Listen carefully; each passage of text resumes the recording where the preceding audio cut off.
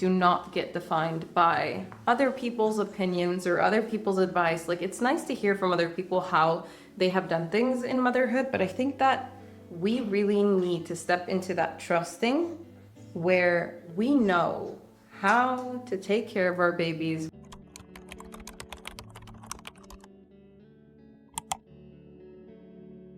Motherhood is the deepest invitation for growth you will ever have. You're sleeping less, sometimes eating less, having less space for your self-care and your intentional practices, and sometimes meditation flies out of the window and yoga doesn't happen. And all of that is the ultimate invitation for being present in the now moment. It's not a rejection of any of the other things. It's not a rejection of the routines, of the structure, of anything that came before, but it is an invitation into allowing more space.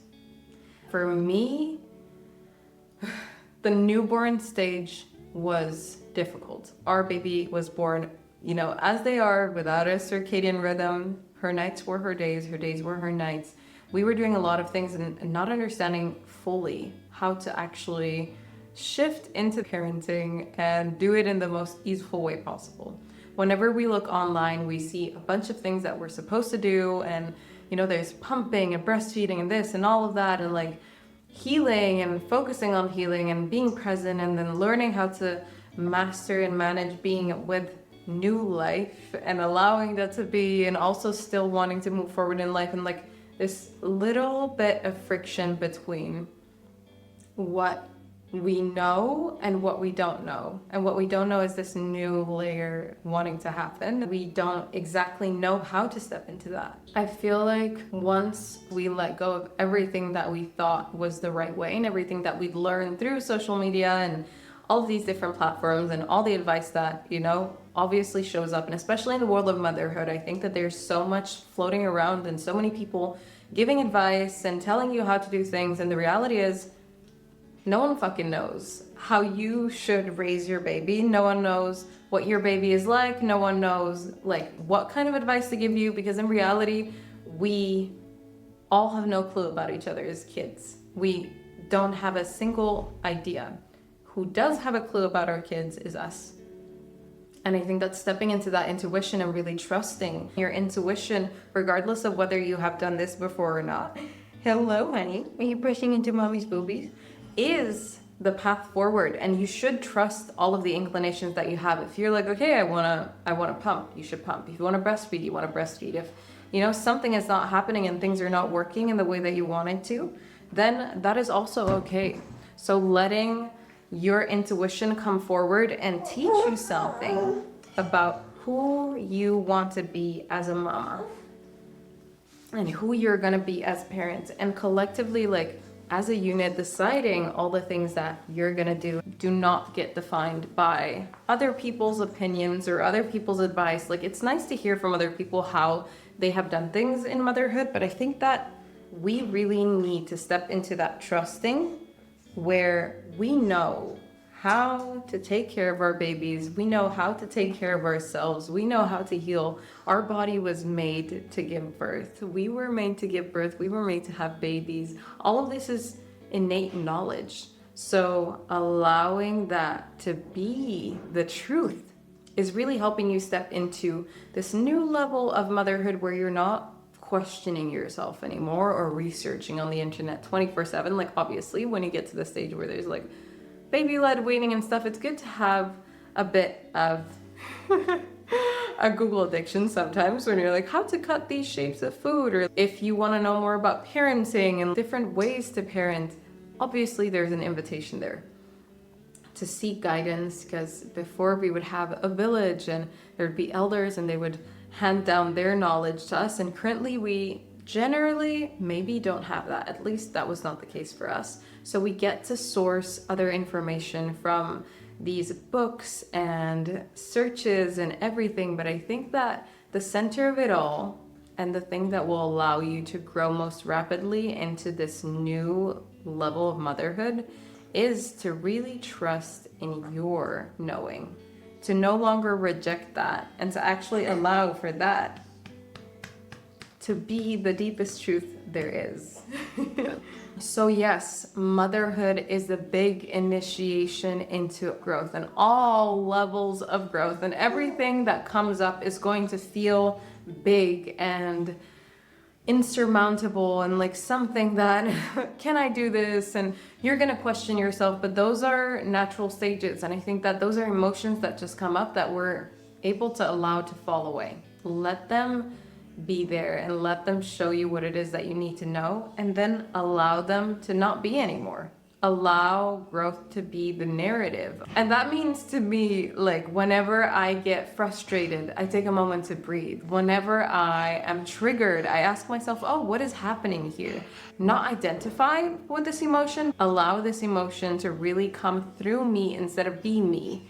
I think that that has been the biggest shift. So whenever, I feel triggered in a way, my nervous system is upended and uprooted, and I don't know how to manage all of this. I just think to myself, I was meant for this. And when that doesn't work, I think to myself, let's take a moment to breathe, and let's take a moment to be here with all of this and just like breathe with my baby. If she's frustrated, I'm probably somewhere also very energized. Can I calm myself down? Can I let my nervous system have a little bit of a moment? Can this be the instigator for more calm and more presence and more allowing and just letting things fall away slowly and easily, and letting that real mother, which I believe is our real mother, come up. The ferociousness is for the external. The ferociousness doesn't have to take place in the here. This is for the love and care, and wherever we meet an edge, it's an invitation for more love and care and appreciation. It's just the most life-changing thing to see that as a realization, where we get to be a lot more present with baby, with ourselves, where every moment that we thought we were going to do something in a certain way becomes something completely different, and we shift, allowing that to be in flow, surrendering into that. And in Croatian there's a word called pomalo, which is basically to be calm and chill and just go with the flow. And if you would have told me about this notion years ago, I have never been good at going with the flow. I'm a Capricorn. I'm really hard on, go, but motherhood is flow. Motherhood is allowing. Motherhood is sometimes things don't work out in the way that you think they will, and letting that happen. If we think that we know what the path forward looks like, we are in this control.